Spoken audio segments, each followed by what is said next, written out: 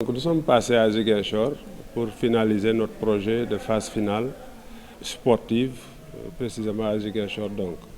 C'est pour venir dans un premier temps parler avec nos frères et sœurs sur la possibilité de matérialiser ces phases finales nationales que nous projetons du 25 au 31. En sachant qu'à Ziguinchor, on est dans une nouvelle formule d'organisation qui est consacrée par des matchs quarts de finale, demi-finale et finale. Nous avons fait cette option pour éviter un très grand regroupement des différentes régions dans un même point, puisque nous sommes dans un contexte de Covid également. C'est aussi une question d'économie de moyens, de temps et d'espace.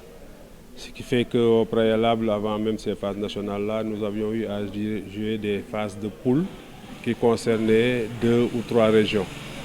Donc ces autres régions-là viendront retrouver les qualifiés de la région de Kolda, Sédhiou et Ziguinchor. Donc ce sera 8 équipes qui joueront en quart, demi et finale. Que Ziguinchor, tout Sénégalais souhaite y venir, c'est un. Deux, parce que nous avons une structure extrêmement forte dans la commune de Ziguinchor et j'allais dire dans la région.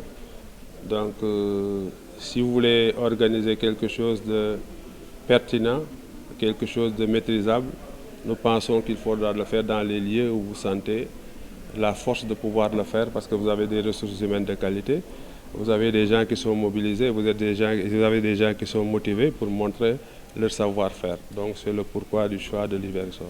Nous commençons par un souhait parce que nous souhaitons que le président de la République soit le parrain de nos joutes.